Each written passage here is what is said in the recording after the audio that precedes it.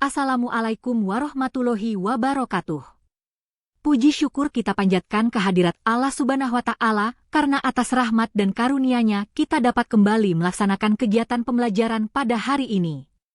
Semoga seluruh mahasiswa diberikan kesehatan, kemudahan dalam memahami materi, serta kemampuan untuk mengembangkan ilmu pengetahuan yang dipelajari menjadi solusi nyata bagi kebutuhan dunia industri.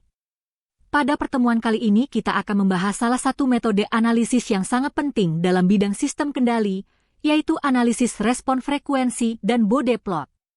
Materi ini memiliki posisi yang sangat strategis karena menjadi dasar bagi seorang insinyur untuk memahami bagaimana suatu sistem bereaksi terhadap sinyal masukan dengan frekuensi yang berbeda-beda. Pemahaman ini tidak hanya digunakan dalam analisis teoritis, tetapi juga menjadi alat penting dalam perancangan sistem industri yang stabil, andal, dan memiliki performa tinggi. Mahasiswa sekalian, selama ini kita sering menganalisis sistem kendali berdasarkan respon waktu atau time response. Misalnya kita mengamati reset time, settling time, overshoot, dan error keadaan tunak. Namun pada kenyataannya terdapat pendekatan lain yang sangat kuat dan banyak digunakan dalam dunia industri, yaitu pendekatan respon frekuensi. Melalui pendekatan ini, sistem diuji menggunakan sinyal sinusoidal dengan berbagai frekuensi, kemudian diamati bagaimana sistem tersebut memperkuat, meredam, atau menggeser fase sinyal yang diberikan. Mengapa pendekatan ini penting? Karena hampir seluruh gangguan yang muncul dalam sistem industri dapat direpresentasikan sebagai komponen frekuensi tertentu. Getaran mesin, noise elektromagnetik, fluktuasi tegangan, hingga sinyal komunikasi digital memiliki karakteristik frekuensi yang berbeda-beda. Oleh karena itu, seorang insinyur harus memahami bagaimana sistem bereaksi terhadap setiap frekuensi tersebut agar dapat menentukan apakah sistem masih bekerja secara normal atau justru berpotensi mengalami ketidakstabilan. Ketika sebuah sinyal sinusoidal diberikan sebagai masukan ke dalam sistem, keluaran yang dihasilkan umumnya tetap berbentuk sinusoidal. Akan tetapi terdapat dua perubahan yang sangat penting.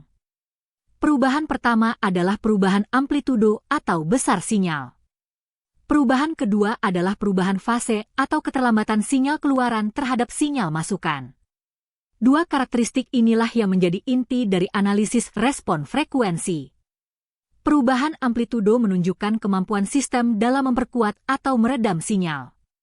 Jika amplitudo keluaran lebih besar dibandingkan amplitudo masukan, berarti sistem melakukan penguatan. Sebaliknya, apabila amplitudo keluaran lebih kecil, berarti sistem meredam sinyal. Dalam dunia industri, karakteristik ini sangat penting karena berkaitan langsung dengan sensitivitas dan akurasi sistem.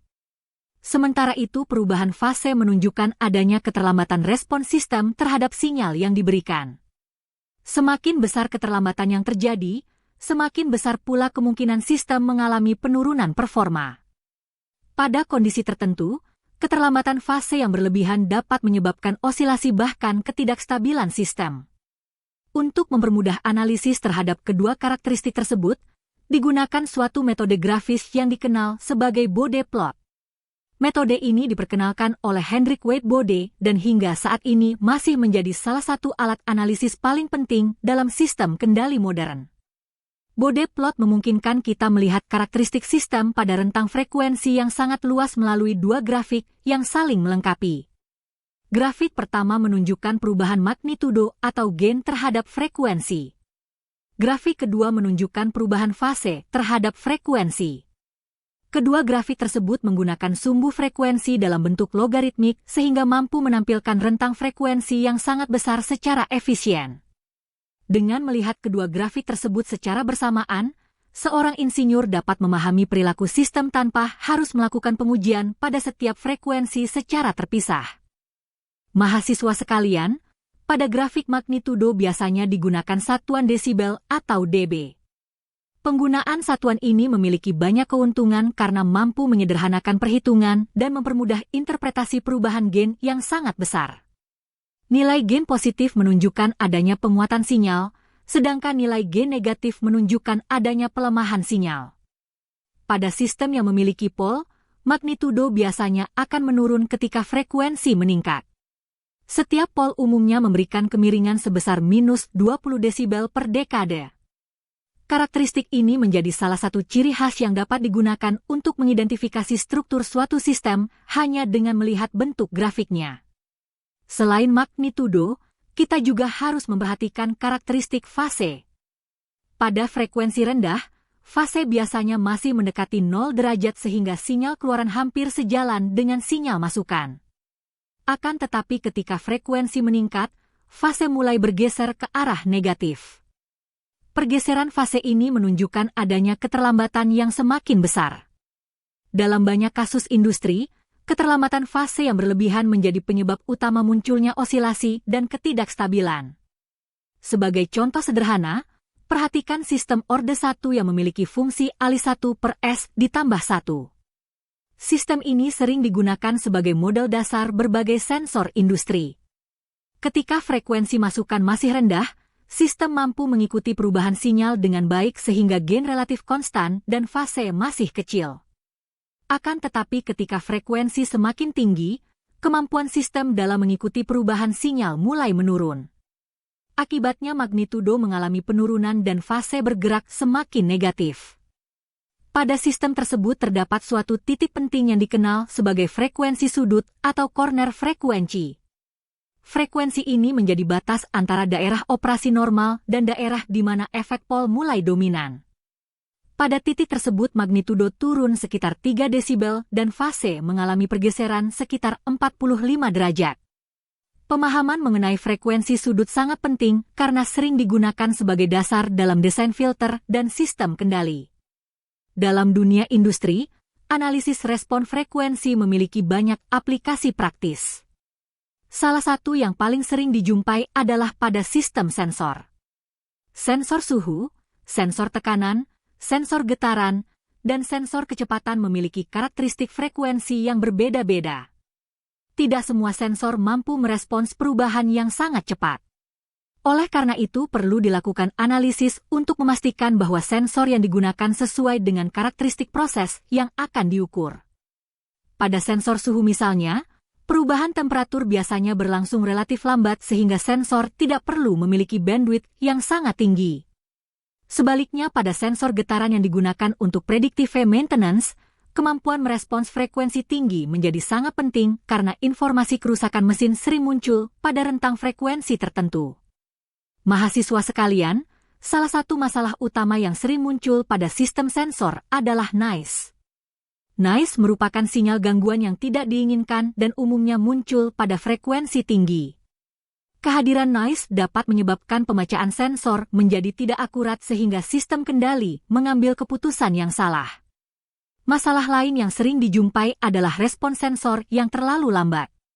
Ketika proses berubah dengan cepat tetapi sensor tidak mampu mengikutinya, maka akan terjadi keterlambatan informasi. Akibatnya sistem kendali memberikan aksi koreksi yang terlambat dan performa keseluruhan menurun. Selain itu terdapat pula masalah berupa sinyal yang tidak stabil. Fluktuasi yang berlebihan pada keluaran sensor dapat menyebabkan aktuator bekerja secara tidak normal.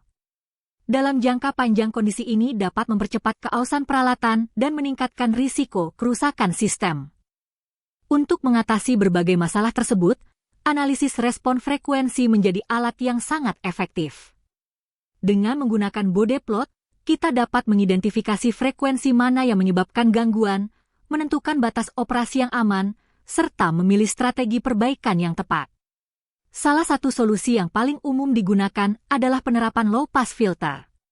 Filter ini dirancang untuk melewatkan sinyal frekuensi rendah yang mengandung informasi penting dan meredam sinyal frekuensi tinggi yang umumnya merupakan noise. Dengan demikian kualitas sinyal dapat ditingkatkan tanpa mengorbankan informasi yang dibutuhkan. Selain analisis gain dan fase, terdapat dua parameter penting yang harus dipahami dalam evaluasi kestabilan sistem, yaitu gain margin dan phase margin. Kedua parameter ini memberikan gambaran mengenai seberapa jauh sistem masih aman dari kondisi tidak stabil. Gain margin menunjukkan seberapa besar tambahan penguatan yang masih dapat diberikan sebelum sistem mencapai batas ketidakstabilan. Semakin besar nilai gain margin, semakin besar pula toleransi sistem terhadap perubahan parameter dan ketidakpastian model. Sementara itu phase marine menunjukkan seberapa besar tambahan pergeseran fase yang masih dapat ditoleransi sebelum sistem menjadi tidak stabil. Nilai phase marine yang cukup besar menandakan bahwa sistem memiliki cadangan stabilitas yang baik dan cenderung menghasilkan respon yang lebih halus. Secara umum, sistem yang memiliki gain marine lebih besar dari 0 desibel dan phase marine lebih besar dari 0 derajat dapat dikatakan stabil. Akan tetapi dalam praktik industri biasanya digunakan standar yang lebih ketat. Gain marine diharapkan lebih besar dari 6 desibel dan phase marine berada pada rentang 30 hingga 60 derajat agar diperoleh keseimbangan antara kestabilan dan kecepatan respon. Ketika nilai gain marine terlalu kecil, sedikit perubahan parameter dapat menyebabkan sistem berosilasi.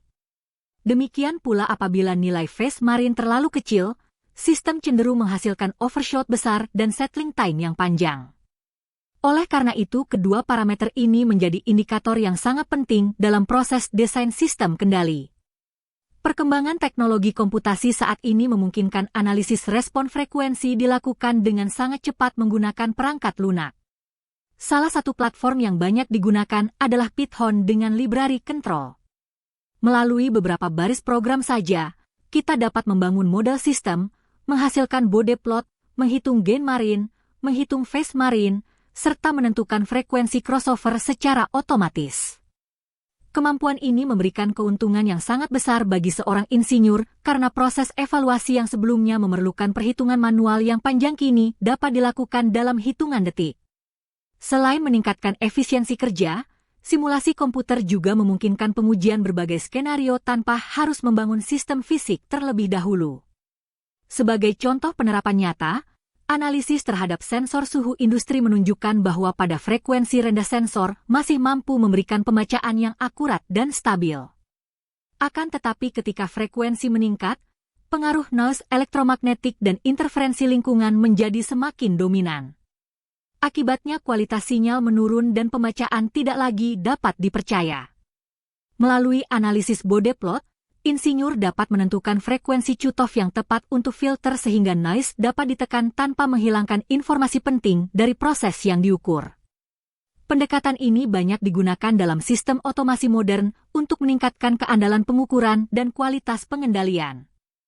Mahasiswa sekalian, dari seluruh pembahasan yang telah kita pelajari dapat dipahami bahwa analisis respon frekuensi merupakan salah satu fondasi utama dalam sistem kendali modern. Bode plot menyediakan cara yang sederhana namun sangat kuat untuk memahami perilaku sistem pada berbagai frekuensi. Melalui analisis magnitudo dan fase, kita dapat mengevaluasi performa sistem, mengidentifikasi potensi masalah, serta menentukan strategi perbaikan yang tepat. Gain marine dan phase marine memberikan ukuran kuantitatif mengenai tingkat kestabilan sistem. Semakin besar kedua parameter tersebut, semakin kuat sistem menghadapi gangguan dan perubahan parameter yang tidak dapat diprediksi. Di sisi lain, simulasi menggunakan Python memberikan sarana yang efektif untuk mempercepat proses analisis dan perancangan sistem kendali. Sebagai calon sarjana teknik elektro, pemahaman mengenai respon frekuensi tidak hanya diperlukan untuk menyelesaikan tugas akademik, tetapi juga menjadi bekal penting ketika nantinya menghadapi permasalahan nyata di dunia industri.